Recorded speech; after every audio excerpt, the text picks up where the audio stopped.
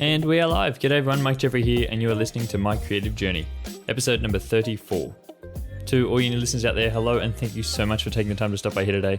As I said, my name is Mike, and I'm a wedding photographer based here in Sydney, Australia.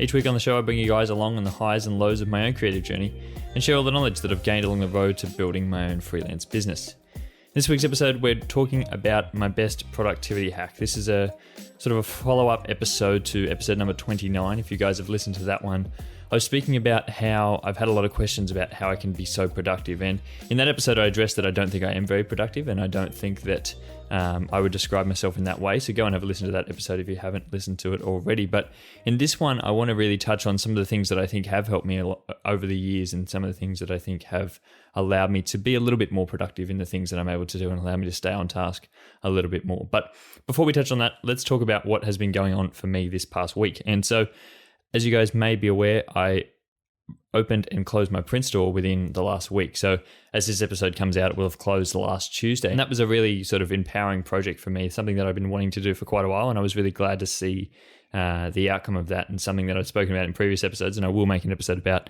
in the future about how that all went and what the process was behind that for me, and how the outcomes did align, and see what I was able to learn from that, and see where I sort of came from in that sort of process. And I think there was a lot of positives to take out of that, and I'm really happy with the way it went, and I'm really glad, and I'm very, very thankful for everyone out there who did support it, because I got so many messages, and I got quite a few orders off a lot of people who I may not have expected to get orders from, but also I got a lot of support from a lot of different people out there, and I'm so thankful for that. Now, I'm not going to drag on too much about it on this episode. I've spoken about it over the past couple of weeks, but I just wanted to give you guys the heads up on that one.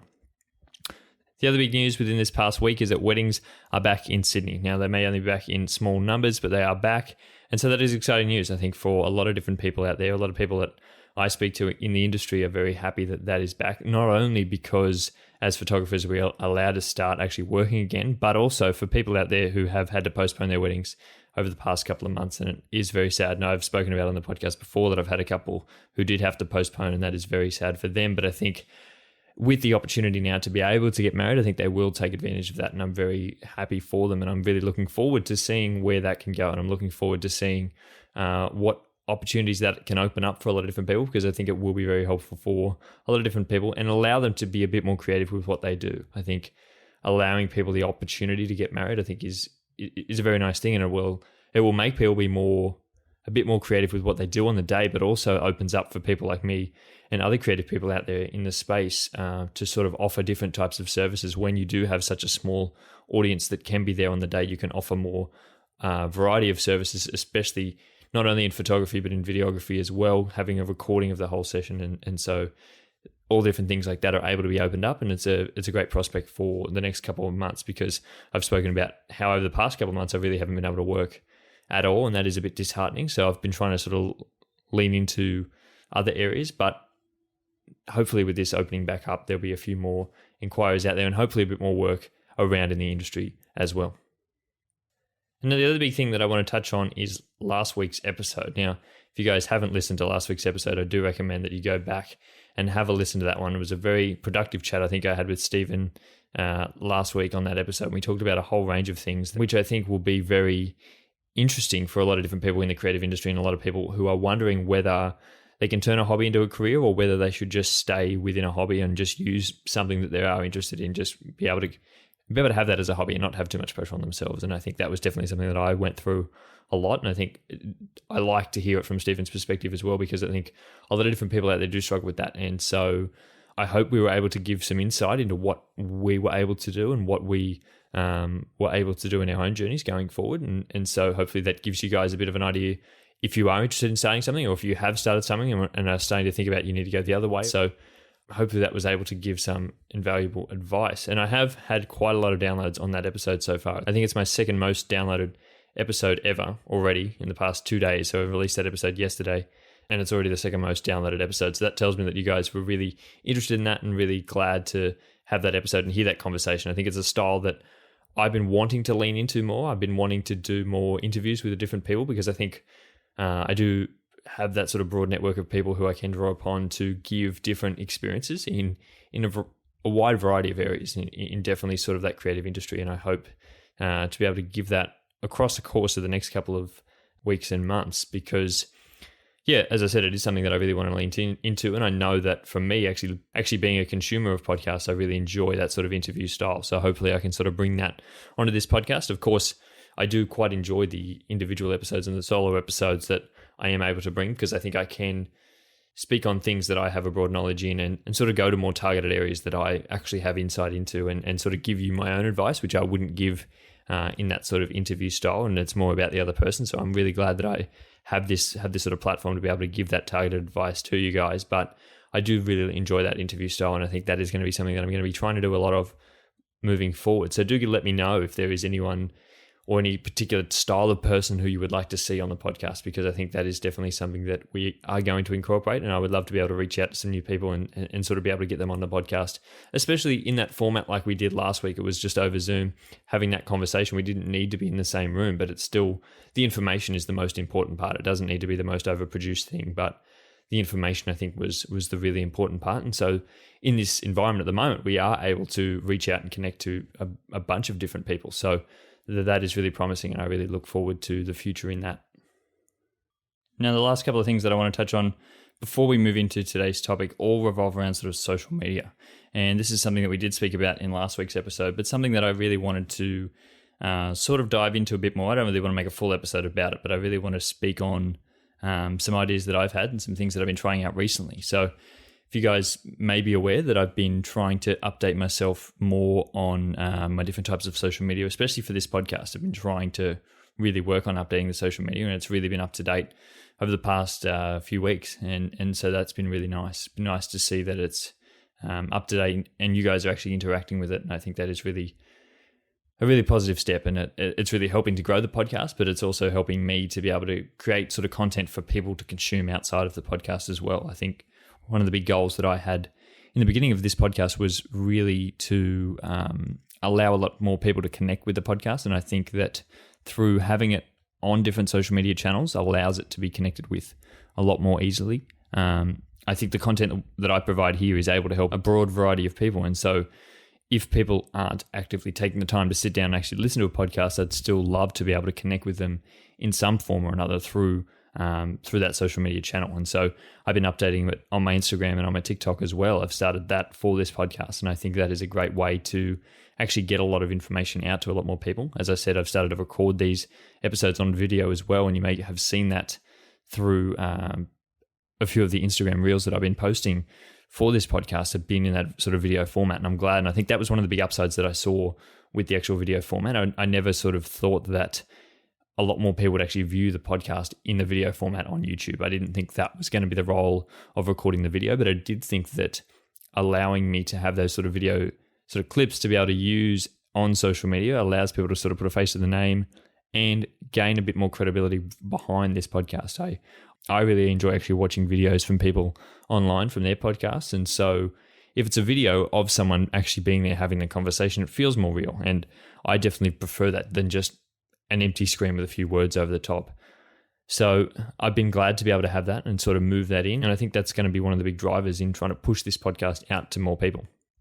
I've spoken about this before in wanting to get the podcast out, and you guys have been a big help on that because you've been really sharing the podcast around. I'm glad for that because it has allowed it to grow, and I'm very thankful for everyone who's supported this podcast over the past couple of months. And so giving you more opportunity to be able to view the podcast, but then also share the podcast. I think that is one of the big things that people miss, is the fact that when you post something to social media, it's not just you promoting it. It also gives other people a chance to promote it. So for example, if I post a video, if I post a little snippet on Instagram and someone sees that, and someone who's already listening to the podcast, they see that and they actually really resonate with that and they think that that could help someone, they can share that around rather than just sharing the actual episode on their story or something like that, or just sharing a link on their story, because that may actually look a little bit weird. But if they're sharing something that I've already shared, then that can make it a bit more easy to break down that sort of barrier. So that has been one of the big upsides, I think, to be able to share that content around and be able to get it out to as many people as possible. But also the other big thing that I've been really noticing is sort of broadening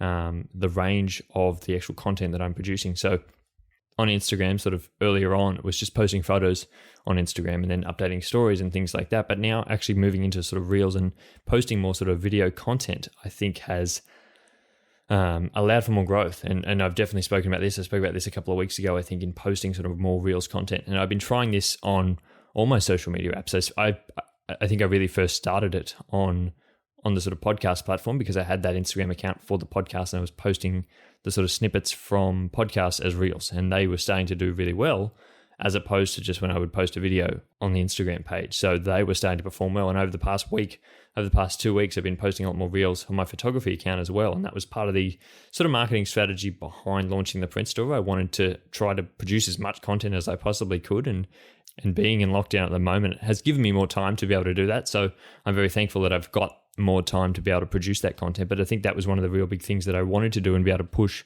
more content out there and just try and see where the whole industry is at, see where the whole social media is at the moment, because I was always only posting sort of photo content, but posting more video content has been interesting for me because it's not something that I really do, not something that I specialize in for sure. So having the skills that I have in other areas and sort of using those to try to make sort of video content out of my photo content has been interesting, and it's been really working really well. And I'm glad to see that it's been working well, but I've also sort of had to take a step back and not be as perfect as I thought I was going to be at the start, because it's not really what I am prioritizing all my time into. It's just I want it to be something on the side.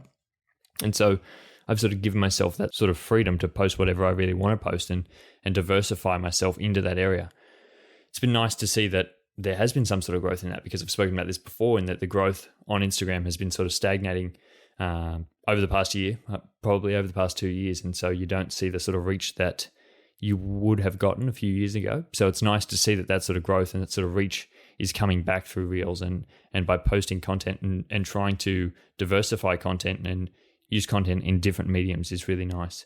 I've also spoken about being on TikTok as well. And that was something that I spoke about earlier on with my wedding photography, in trying to put myself on TikTok more and sort of use that to grow some sort of awareness about my business as well, and using that on Instagram, trying to convert some of that Instagram stuff over onto TikTok and work out how I can use that new form of medium, I think is really important, trying to keep up with the times and trying to keep up skills in different areas that are obviously working for a lot of different people. I think if you're falling behind on those trends, there are still heaps of time to get on board with that, because it is going to be something over the next couple of years that is going to grow more than just any sort of photography content. And I'm noticing that as a photographer, but also noticing it as someone who produces a wide variety of content, trying to use the content that I already have and come up with creative ways to use it in videos. And that has been really rewarding. And I hope that you guys have seen that. I hope that you guys are sort of taking advantage of that and take advantage of all these new mediums out there and take advantage of the ways that you are able to be creative that you may not have been before. I think for me, I was scared to sort of jump in because it's never something that I've done before, as I said, never something that I thought was interesting, but I've sort of given myself that freedom to just create whatever,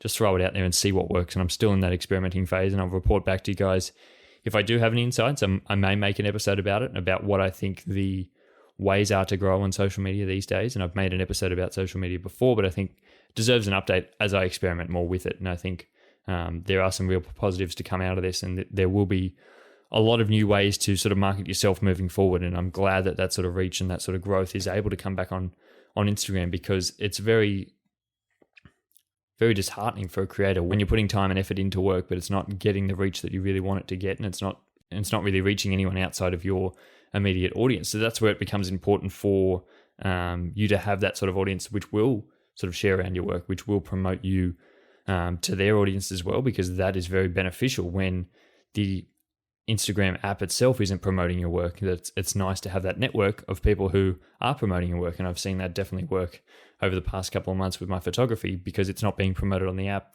Other people are promoting it for me and sort of sharing that around. And I'm really appreciative of that. But then also trying to use the other aspect of finding a new way to grow in the app has been really nice as well.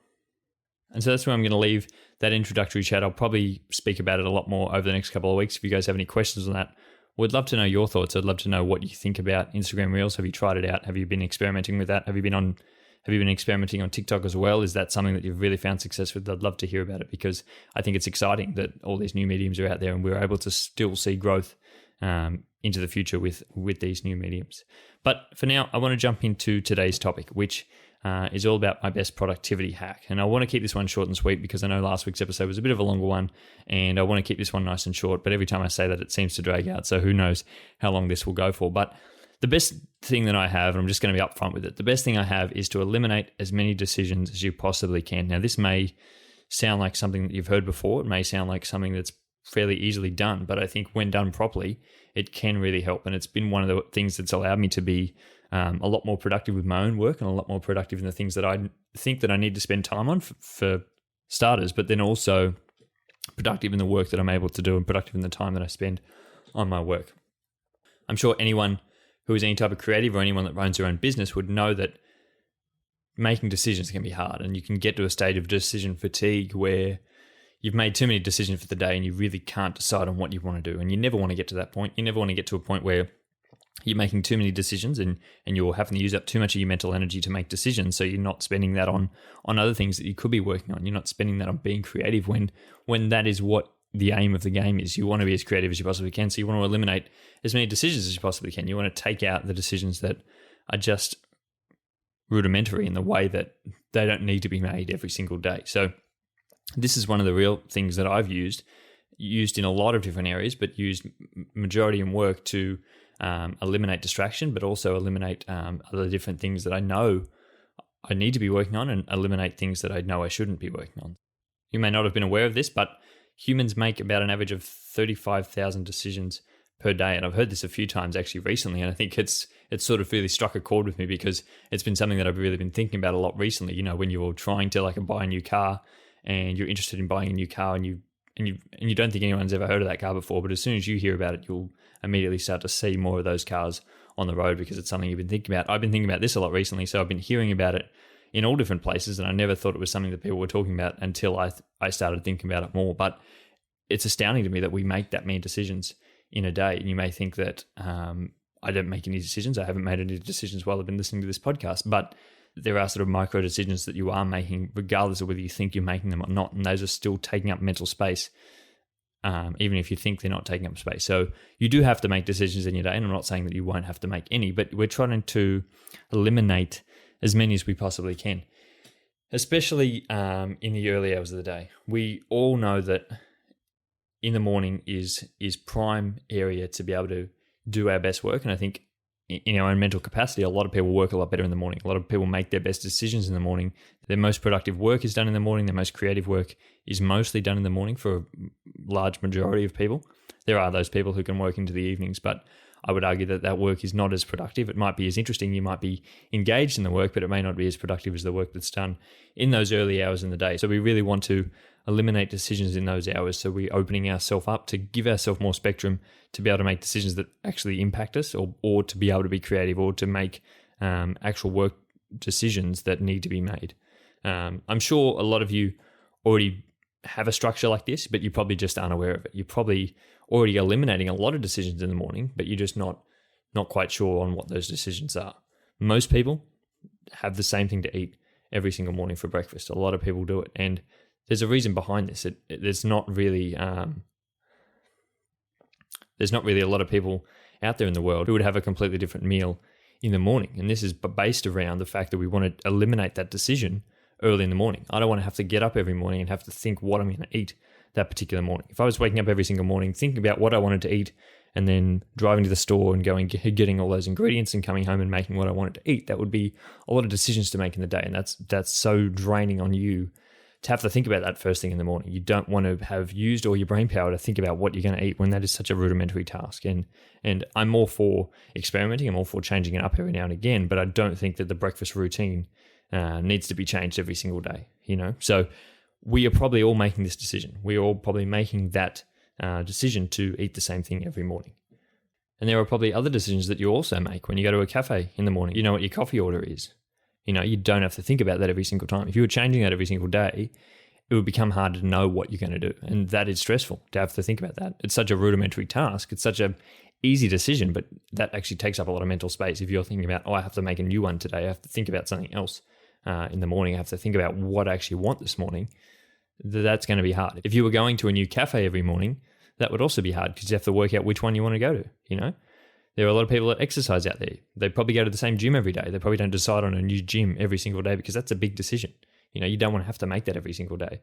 You don't have to decide where you want to go every single day. So that's what I'm really talking about in taking most of those decisions out of the early part of the day. So you're opening yourself up and giving yourself more opportunity to make other decisions, because I think this allows you to be a lot more productive in more ways than one. So what types of decisions can we eliminate? And I would say there's a lot of different things you can eliminate, especially early in the day. There's a lot of different decisions you can eliminate throughout the day in being able to plan and schedule a lot of the things that you do. A lot of people would argue against this and say they don't want to be that rigid in their life, and that is fine, and I totally appreciate that. And I'm definitely not someone who is that rigid in my life that I can never move anything around, but I think it's a good idea to have some sort of base to work from. I think if you are constantly making a new decision every single day and what you're going to do every single day of the week, you would become easily drained. It's nice to have some freedom and nice to be able to do what you want when you want to do it, but maybe reserve that for on the weekends. If you're not working, if you're not trying to get things done, reserve those for those days of the week. But most of the days, I think we should be very structured on what we do, and that is going to allow for the best environment to get as much work done as we possibly can and be productive in that work that we're trying to do. So things you can plan are what time to get up in the morning. This is probably something that a lot of people do just before they go to bed, is think about what time they want to get up, and then they have their alarm for that particular time. If it's just the same time every morning, it's easy to get in that routine every morning because you know what time you're going to get up. There's no have to question about that. There's no question about what you're going to do because you're going to be up at the same time every morning. You don't have to move your schedule around based on what time you're going to get up. If you exercise in the morning, is that something you do the first thing in the morning? Is that something you do in the afternoon? Where do you exercise? Do you exercise in the same place every day? Are you trying to do the same style of exercise every day? Are you always someone who goes for a run, goes for a walk, always goes to the gym? These are things that we need to take into consideration because that is another decision that will probably weigh very heavily on you. Are you someone that has a shower in the morning? Is that something you do in the morning, in the night? Do you eat breakfast in the morning? When do you start work? Do you drive to work? Do you get the train to work? Do you get the bus to work? How do you get to work? All these decisions, you don't want to be having to making that every single day on a whim. These aren't things that seem like overly important tasks, but when you're having to make that decision every single day of the week, can take up a lot of brain power and can have a real negative impact on you by the time you even get to work. By the time you even sit down to do the work you really want to do, you've already used up so much of that mental energy. So have a think about that and have a think about the decisions that you can eliminate early in the morning, because that will open you up to a lot more in those productive hours of the day. And then after you get to work, it also comes down to scheduling the things that you want to do on that particular day. So making sure you know when you get to work what it is you're going to do. Plan that decision ahead of time. So make sure you know what your routine is when you get to work. Make sure that first hour, that first couple of hours are very structured. You may do the same thing every day. You may do a variation on a routine depending on what day of the week it is. You may not do the same particular task every day. Depends on the area of work you're in. Depends on what type of field you're in. You may even change it up every single week, but making sure you have a rough schedule so that you're not, once you get to work, you don't have to then plan what you're going to do, because there you're sort of losing time there for starters. You're losing time planning what it is you're going to do, but then you're also losing brain power by having that first half an hour to plan what you're going to do for the day. If you're spending that time, you're using up a lot of that energy that you do have when you're fresh in the early hours of the day. As an example, for me, I like to get to work and try to start my work at about 10 o'clock every single morning. So that is sort of a rough guide for me. I try to aim to be there at about 10. I don't like to start work too much earlier. There are other things that I like to do in the morning, and that I like to sort of push work back a bit later in the day, and I've found that has worked well for me. It may not work for you. You might be someone who likes to get up first thing and start work straight away. I'm not that type of person, so I try to push it back a little bit. But once I get to work, as I've spoken about before, I've started this routine of every day when I start, I sit down and do an hour of editing every single morning. And I've found this to be very productive. And I spoke about this a few episodes ago, and I did say I would report back. And this is probably my report that it has been very good. I've really enjoyed that hour every day. It's been nice to have that sort of structure and sit down and really work for that first hour of the day, not have to think what you're going to do first thing in the morning. Also, I spoke about it in the episode that I really talked about this, was that being able to sit down and work on something that I'd already been working on means I'm not starting from scratch every single morning. So there's another thing that I'm not having to come up with a new idea every single morning, because I'm continuing on from the idea from yesterday. And once I get in that flow, that's when I come up with new ideas, and then I can write them down or even start on them so that they're there ready to go the next morning. So that first hour is already blocked out. And I've already said that I don't work more than an hour because it allows those ideas to be continued on the next day. I don't want to have to use that whole idea in one day and then the next day not know what to do. So I'm sort of trying to chop it up and be more consistent. And in that way, I'm probably being able to come up with more ideas and being able to be more productive with that hour and be more stringent with the time that I do spend. And as a result, I'm able to get more done in, say, that 5 hours a week, spending 5 days, an hour every day, rather than if I just sat down for a 5-hour block in one day. Now, there are exceptions to this rule. Obviously, other different things that is good to sit down in a big block and try and do that sort of task. Like I wouldn't record half this podcast on a Monday and record the other half on a Wednesday. It's good to get it all done in one block, and it's good to be able to do that. But in other different things, it's good to be able to space them out and good to be able to spread it across a couple of days. The other thing that I do is, of course, with this podcast, I do record it on Tuesday. So I know that I record it in the afternoon, and I know that that is something that I do. I know that that time is specifically there for that. So I'm not making that decision every single week on what day do I record the podcast this week, or what day do I have to edit the podcast this week because I edit it on a Friday. Those are things that I already know. It's out on a Monday, record Tuesday, edit Friday. Those are things that I have in place so that I know that every week. I've already got to make enough decisions around this podcast and like what the things are that I talk about, that I don't want to have to make the decision of when to record it or in what style to record it. I know that I have this exact same angle every week. I don't want to be changing the background every single week. Those are things that I don't want to have to do. So trying to stick as easily as we can and make the actual barrier to entry a lot smaller, because we're able to get more done by being strict on what we actually do and by actually knowing what it is we're going to do before we even start.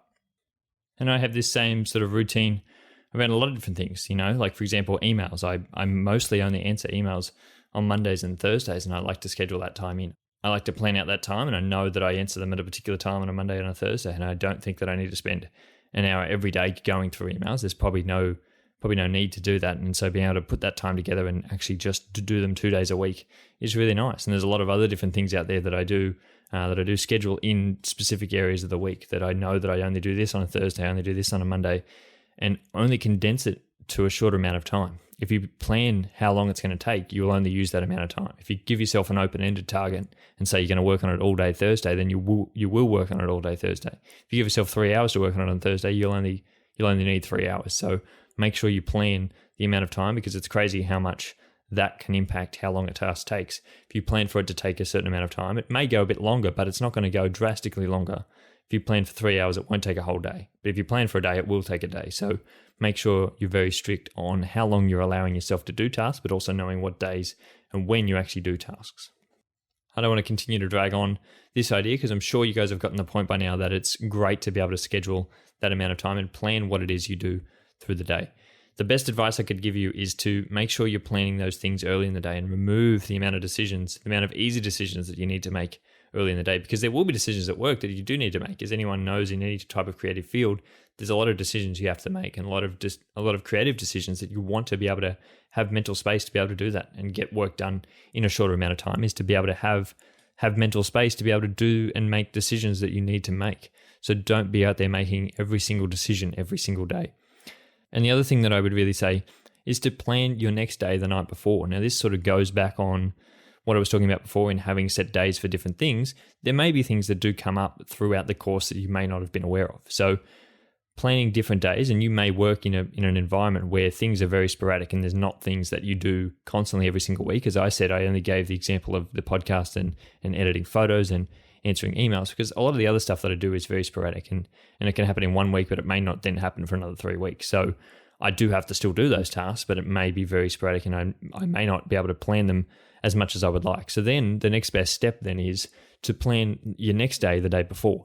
So I think this really does two things. It allows us to use our time to our best advantage and really get the task done when we know we need to get the task done.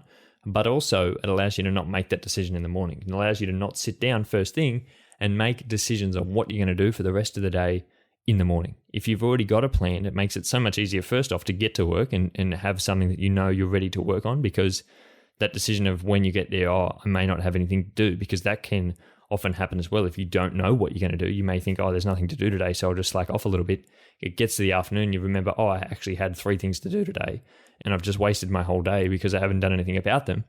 If you're planning that the day before, if you get an idea, you know something you've got to do, write it down for tomorrow, and then schedule time early in the morning to be able to do that task and get that out of the way first thing, rather than thinking about it in the afternoon and thinking, I might do it today, or I'll just move it back and I'll remember to get that done at the end of the week. If you are planning time for it a little later in the week, that's okay, but actually schedule a bit of time for it and plan for when you're going to do that task. And then finally, the other big thing that I would say is to set deadlines. This is super important. It's not only just important to be able to set an amount of time you want to work on something in a particular day, but also if you have a big task coming up, if you want something to do, if you are trying to actually achieve a certain goal, make sure you do set a deadline for that, because it will drag on forever. For me, when I was trying to open the print store, I had to set a deadline of opening the print store on this date so that I knew that I couldn't just continue on, it'll be right, I'll do it tomorrow. There was a deadline in place, even though there may not have been a deadline actually set by anyone else. I've got to set a deadline for it. I record this podcast, I know that it has to be out on a Monday. So that is a deadline that I've set for myself to make sure that I get it out every single Monday. And that sort of holds me more accountable. And then I can plan backwards from that and plan that I edit it on a Friday, that I record on a Tuesday, that I do all these things, and I know when things need to be done so that I'm not stressing out about it in the day before or the day of. And that has really allowed me to be really productive in the work that I've done, because planning those deadlines and moving things around based on those deadlines is a very productive way for me to go about things, because I know what I've got to do and I can plan backwards from those end deadlines. So I think that is all I'm really going to say about this today, guys. I hope this has helped you in some way or another. I think it really helped me the first time I was exposed to it, and it may not seem like such a big thing, but I think once you implement it in your own life, you'll start to see the advantages of this. You'll start to see how planning out those first couple of hours of the day can allow you to be really productive in the day. And then also, if you are able to achieve a lot in the morning, you feel a lot more freer in the afternoon to have those creative ideas and really execute on them. If you're trying to get all the work you need to get done in those early hours of the day, and planning that time around them, it allows you to use your afternoon to do whatever you want. And most of the time, that is when you will come up with your most creative ideas. And if you have a really creative idea, either execute on it then or hold on to it for the next morning, so that you know what you're coming to sit back down to do the next day. And that can be really helpful as well, to not only drive you to get back to work, but also to continue those ideas on, so you're not starting with that blank page the next morning. If you guys did enjoy this episode, I would love it so much if you did share this episode around. I really do appreciate all the support that I get on this podcast, and I'm under no illusion that that is why it continues to grow. As I said before in the podcast, if you ever want to just share something around on social media, any of the content that I do produce on social media, if you wanted to share that around, that would be very supportive and be able to help me to grow this podcast. And I really do appreciate anyone who takes the time to do that. Also, don't forget that you can actually rate this podcast. If you're listening on Apple Podcasts, I would love it if you guys could go and rate the podcast. You could go and give me some feedback. I really enjoy listening to that. I don't have many listeners over on Apple Podcasts, so if you are over there, I would really appreciate that. You can't actually give a rating to this podcast on Spotify, unfortunately, but if you're on Apple Podcasts, I would love it if you did give me a review on what you think this podcast is like and if it has been able to help you in any particular way. Also, if you're new around here, I would love to hear from you guys. Have you really been enjoying this episode? Where have you come from? Have you come from my Instagram page? Have you just stumbled across me on TikTok? I don't know. So if you guys are really enjoying this episode, I would love to hear from you guys, and I would love to hear what you're thinking of the podcast. As I said at the beginning, if there is anything that you want to hear about, or if there's anyone you want me to interview on this podcast, I'm really trying to lean into that as well, and I'm really enjoying that style. So if you guys have any suggestions, I would love to hear from it. But until next week, guys, I hope you have a great week, and I will speak to you all again next Monday. Bye.